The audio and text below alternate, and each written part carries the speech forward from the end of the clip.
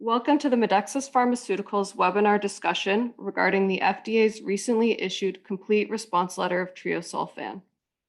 On this call this morning are Ken d'Entremont, Chief Executive Officer, and Marcel Conrad, Chief Financial Officer. If you have any questions after the webinar or would like further information about the company, please contact Adelaide Capital at 905-330-3275. I would like to remind everyone that this discussion will include forward-looking information that is based on certain assumptions that Medexus believes to be reasonable in the circumstances, but is subject to risks and uncertainties that could cause actual results to differ materially from historical results or results anticipated by the forward-looking information. Forward-looking information provided in this call speaks only as of the date of this call and is based on the plans, beliefs, estimates, projections, expectations, opinions, and assumptions of management as of today's date. There can be no assurance that forward-looking information will prove to be accurate, and you should not place undue reliance on forward-looking information. Medexus disclaims any obligation to update any forward-looking information or to explain any material difference between subsequent actual events and such forward-looking information except as required by applicable law. On the call today, management will provide an overview of the CRL received from the FDA, followed by a 20-minute question and answer period. Questions can be emailed to tina@adcap.ca or inputted into the Q&A box at the bottom of your screens. I would now like to turn the call over to Ken d'Entremont to discuss the FDA response in the form of a complete response letter. Thank you, Tina, and thanks everyone for joining us on this call today. First of all, I want to address the timing of the call. Late on Friday, July the 31st, our licensing partner, Medac GmbH, received a complete response letter, or CRL as it's commonly known, from the FDA in regard to the new drug application, or NDA, for Treosulfan. And on Monday morning, we received notice of the CRL from Medac. We were required to put that news out before markets opened on Tuesday, as Monday was a holiday in Canada. But we were not immediately in a position to hold a teleconference for several reasons, including the fact that we had not yet had the opportunity to discuss the issue in depth with our partner, Medac, the party responsible for the registration. Having had those conversations now, in addition to consultations with our regulatory advisors, we are now in a much better position to discuss the situation, although I will caution at the outset that there is still work to be done before we have a complete view of the path going forward. As previously disclosed, the NDA was submitted for the use of Treosulfan in combination with fludarabine as a preparative regimen for allogeneic hematopoietic stem cell transplantation. And as you are probably aware, both Medexus and Medac had been optimistic that that a positive decision from the FDA in connection with the planned PDUFA date on August 11th would allow for commercialization and launch later this year in the US. However, as noted in Tuesday's press release, the FDA has determined that it cannot approve the NDA in its present form. While we are certainly surprised and disappointed by the FDA's response, we want to assure our investors and all our stakeholders that this is not the end of the story. In fact, in their response, the FDA has provided recommendations for how to address what they see as the outstanding issues, primarily around the provision of additional clinical and statistical data and analyses pertaining to the primary endpoint of the completed pivotal phase 3 study. The recommendations in the CRL are already covered by Medac's existing development plan for Treosulfan, which Medac is contractually responsible to execute and fund. While we have not yet had any direct discussions with the FDA following receipt of the CRL, we are in dialogue with Medac, and we continue to have a high degree of confidence that Treosulfan will ultimately be approved for distribution in the US, albeit on a delayed timeline. Our confidence is based on a number of factors, including the more than 100 publications related to treosulfan and the fact that treosulfan has already been approved by Health Canada and by several European agencies. In fact, to our knowledge, no regulatory agency thus far has denied approval of treosulfan. Furthermore, the fact that the FDA had granted medac orphan drug designation in 2015 highlights the significant need for this drug in the United States. We are also incredibly encouraged by the key opinion leaders in the hematological community who have continued to express their support this week following our announcement regarding the CRL. Some of those KOLs are expressing frustration as they have patients waiting for the approval of treosulfan because they have marrow failure and existing drugs are not appropriate for those patients. As we, together with medac, move forward with the FDA, we believe that we are well positioned to meet the agency's requests. It is our belief that the CRL provides a path to review and approve that does not require additional clinical studies, provided we can satisfy the FDA's data requirements and post-marketing commitments, which we are hopeful can be done with already available data from the existing completed phase 3 study and development plan. Unfortunately, as is always the case when dealing with regulatory approvals of this nature, we are not in a position to guarantee that approval will be obtained. And there remains some uncertainty around the timeline for such approval, but we look forward to updating the market as we reach each new milestone. Medexus and medac will together create a plan of action prior to meeting with the FDA and resubmitting the necessary data. As I mentioned earlier, while there is always risk, we view this as a delay to an eventual approval. We believe the investments we have made in this product to date remain justified. In addition, because of the way we structured the agreement, most of the consideration for the US license is based on future milestone payments, and no further milestone payments will be owed to medac until FDA approval is obtained. It is also important to note that under the licensing agreement, medac is responsible for funding regulatory and development plan costs. While we did hire some additional personnel in anticipation of the treosulfan launch, we had not yet hired the sales force for treosulfan, and the additional people will be used at this time to further our preparations for an eventual launch of treosulfan, as well as to help support IXINITY's growth. Through this process, we continue to push forward with the launch of treosulfan in Canada. After receiving expedited review and selling through the Special Access Program, we received a notice of compliance to commercialize treosulfan in Canada in June under the brand name Trecondiv. We expect to begin commercialization in Canada in the coming months. Beyond treosulfan, we see tremendous potential across the rest of our product portfolio, which achieved revenue of almost $80 million last fiscal year.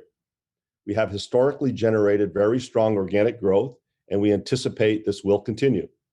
Demand for our IXINITY product continues to grow, and we are nearing completion of enrollment in our pediatric trial. We expect to have news on that front very soon. We are comfortable with our balance sheet, and we have a number of very exciting new opportunities ahead. So to wrap up, the opportunity for treosulfan has not gone away. We are optimistic that approval will be received in due time, and we are focused on working with medac to satisfy the needs of the FDA. To that point, we believe that the company will be in a strong position to launch treosulfan, given the preparations we have made since announcing the licensing deal in February of this year. It is worth reiterating that the current standard of care is not suitable for numerous at-risk groups due to the high toxicity effects of existing drugs.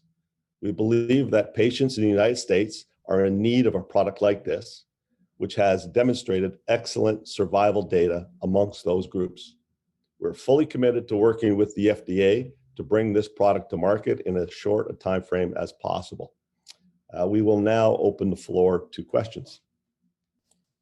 Thanks, Ken. I see some questions coming in already. Let's get to Scott Henry from Roth Capital has a question. When would you expect that there would be a Type A meeting with the FDA? That's a great question. So, in order to hold the Type A meeting, we have to submit the plan to address the concerns that the FDA has. And so it's really a question of how long will it take us to prepare that document, submit it, and then request the Type A meeting. So it's a matter of months. The information that the FDA is requesting, MEDAC has been working on that prior to the CRL. And so it's a matter of figuring out exactly when that will be complete so that we know when we can submit the development plan and then request a Type A meeting. So it's probably in a matter of months. Okay, and then as a follow-up, he's asking, does MEDAC provide you with copies of all the written correspondence with the FDA? Yes, they do. And we have an observer at all meetings with the FDA. So we're fully aware of what's happening. Okay, great. And Justin Keywood from Stifel is asking, does the orphan drug status of Treosulfan prevent possible competitors from entering the market as Medexus and MEDAC evaluate options for resubmission? Good question. Yeah. So the orphan drug designation continues. The exclusivity is initiated at approval. There is patent protection for some period of time to prevent a generic of treosulfan. And so, yes, we believe that the orphan drug exclusivity will remain for 7.5 years. Remember, we do believe that we will have the pediatric indication as well. Okay, great. There are some questions in terms of your relationship and the licensing agreement with MEDAC. If MEDAC chooses not to fund another trial, what happens to the licensing agreement? There are provisions within the agreement to exit. Either party can exit. Neither party has any intention of exiting because we do not believe that an additional clinical study, pivotal clinical study, is necessary. The concerns of the FDA can be addressed with additional data from the existing pivotal clinical study. So it's in each party's best interest to complete this registration. Okay. And can you discuss some of the details in terms of your payments to MEDAC? You made this initial upfront payment of $5 million. What other costs or capital costs are associated with that? Sure. So yes, as disclosed, we paid $5 million when we signed the deal in February. We paid another $5 million, which was disclosed in our financials last quarter at the time of the funding. And there's one more payment that has been paid that will be disclosed when we release our quarterly financials in a few weeks. There are no more regulatory milestones due until the product is approved. And on the operating cost side, I think you mentioned the sales team and certain personnel hires that will be reallocated to IXINITY. Are there any other operating costs attributed to treosulfan while you wait for approval? No additional operating costs. We clearly will continue to prepare for commercialization of the product, albeit on a normal timeline. I would remind you that we signed this deal on February 2nd, plan to launch it end of September or early October. That's an extremely compressed timeline for launching such a drug. So now we'll be on more of a normal timeline to prepare. The major expenditures, obviously, is the sales force. We didn't incur any of those costs. We did add 12 people who were hired primarily because we would need them for treosulfan, but certainly can be deployed on other products as we prepare for treosulfan. Okay. And can you provide any details on what analysis specifically the FDA has requested, or are you able to do so? Unfortunately, I'm not able to do so. I remind you the correspondence is between the FDA and MEDAC. MEDAC, until approval, is the party responsible for the registration. So we're not at liberty to disclose exactly what was in the CRL. But what I can say is what we said in the previous statement, that primarily what they're looking for is additional information from patients who have already completed the pivotal study that's under review. And one of the questions from the audience was if there are concerns from the FDA's side, how come they were not addressed before the CRL? Because I think the FDA saw a path to approval without the data that they've now requested. It's their prerogative to change their mind. They've elected to wait for the data, which they knew was being collected, and review that data prior to approval. So we understand that position. There was no indication at the various meetings that are held, which are mandatory. There was no indication of a CRL. It appeared until the very end that it was going to be an approval, but the FDA changed their mind and wants to see this particular information, and the company is preparing it. I think you already answered this, but since the FDA does its own data analysis, can you clarify what data from the current study could answer their concerns? And was this data part of what was this data not part of the original? I can't get into the specifics of what they're looking for, but I can say that the information they are looking for, MEDAC is compiling. It exists, and it's a matter of compiling and formatting it for presentation to the agency. We have another question from Scott Henry from Roth. Can you remind us of the approximate p-values for the primary endpoint and the overall survival secondary endpoint? Yeah, I forget the actual p-values, but they were very significant. So we're very confident that both for the primary endpoint, which was event-free survival, and for the secondary endpoint, which was overall survival, the p-values were very strong. Okay. We have a follow-up from Justin Kiewit as well from Stifel GMP.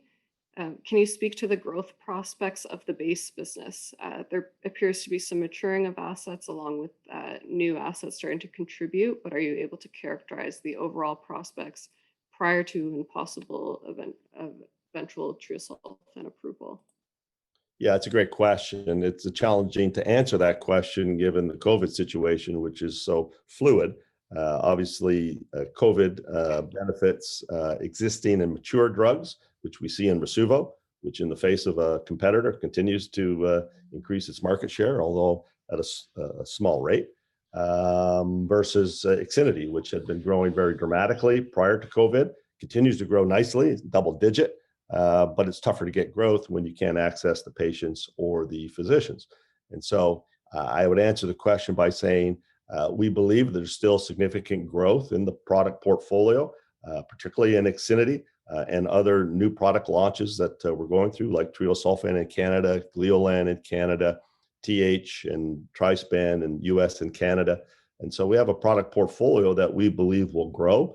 Ixinity had one of its best months ever recently.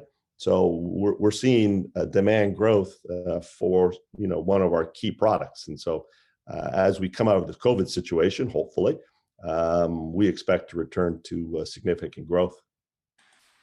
And can you remind us of the opportunity of Treosulfan in Canada? We think it's in the $5 to $10 million range. That's sort of a number. And so you're on track to commercialize it quite quickly, I believe. Correct. We do expect to commercialize in the fall of this year in Canada. And in terms of the focus on other business development initiatives, is this CRL expected to impact any near-term BD? Not whatsoever. I mean, our BD opportunities continue. I think that we've demonstrated that we're a strong commercial organization. That's the basis on which we're doing our business development, and we're looking for those types of products. So that continues on, and hopefully we'll have something to close soon. Okay, great.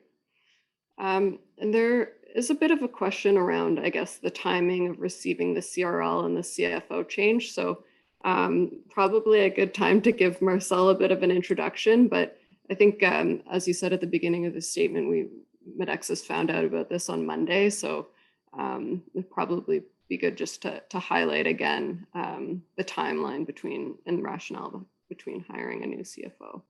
Sure. Clearly, to find a quality CFO takes months. So that search has been going on for many, many months.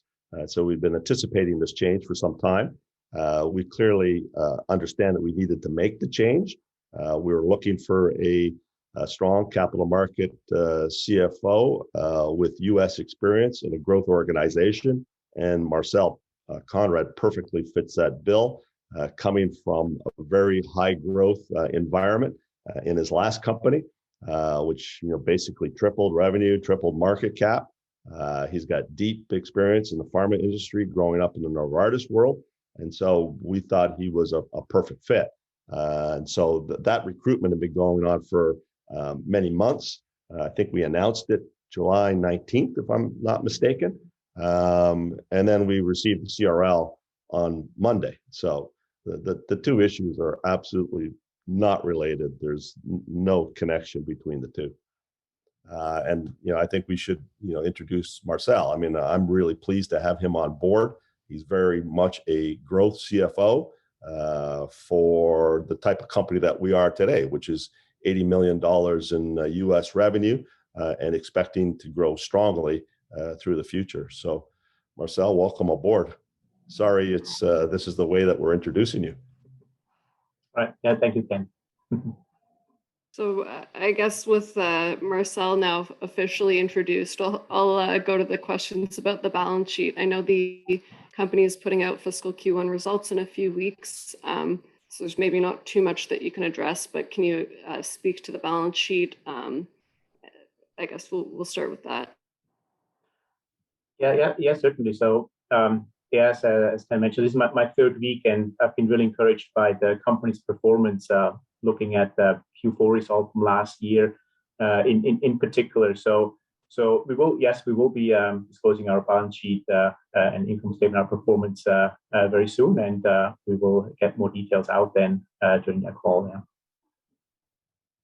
And as a follow-up, on the debt side, is your debt provider available if you need additional liquidity? And what are the flexibility of the terms that you have with them? Yeah, so certainly we'll be working closely with our debt providers and plan this quote unquote interim period. And I'm very encouraged with the initial conversations, and we will definitely manage our cash carefully going forward. Yeah. We had a couple more questions just circling back to the CRL, obviously. Is it confirmed that the additional data can be acquired without the clinical trial? And if not, how confident are you in this? Yeah, I mean, as we said, the primary concern from the agency with respect to the current application is additional data from the completed clinical trial. So that does not require an additional trial. It requires collection of information from the trial that's been completed. So that is the path forward. As I said in the statement, there's no guarantee that they're going to approve on that basis once we do submit the information, but we're confident that we can supply the information that we've requested, and then they will do their own analysis and review. And it sounds like you have a significant amount of support from KOLs as well. I know there were several KOLs who were anticipating approval. Have you received much feedback from KOLs in regards to the CRL? Yeah, quite a lot of feedback, actually. I mean, KOLs are looking for this drug. They want to have access to this drug. There's a definite need for this drug in quite a significant group of patients. Remember, there is no approved drug conditioning agent for AML and MDS. That's the reason that we got the orphan drug, or Medac got the orphan drug designation. So clearly there's a strong need for the drug. And we see that in Canada too, where we are selling it via the SAP process. SAP process in Canada is for drugs that are life-saving and necessary, but not yet approved. And so clearly there's a need for the drug. We have to satisfy the FDA's concerns. And we think that will provide a path to approval. And is there any course of action that you could take to encourage the FDA to speed up the approval process, whether that's having KOLs reach out or lobbyists or anything like that? I guess we would consider all options to accelerate this process, but clearly, we think that the fastest way to approval is to satisfy FDA's concerns rather than lobbying and cajoling. We think satisfy the question and path to approval should be open. Okay, great. And we have a couple more questions in terms of the current product portfolio. How big of a market opportunity is there for Gleolan and Trispan in terms of revenue potential? If that's related to Canada, so Gleolan is only licensed for Canada. So that's again, it's in the $5 to $10 million range for glioblastoma. It's the only product for visualization of glioblastoma at resection. So it's very, very unique in the marketplace. And so it's a question of, how broadly will it get utilized? Will it be restricted to only type 3 and type 4 glioblastoma tumors, or will it get used outside of that? And that is a question we can't answer at this stage. The more it gets used outside of stage 3 and stage 4, obviously the higher this revenue potential.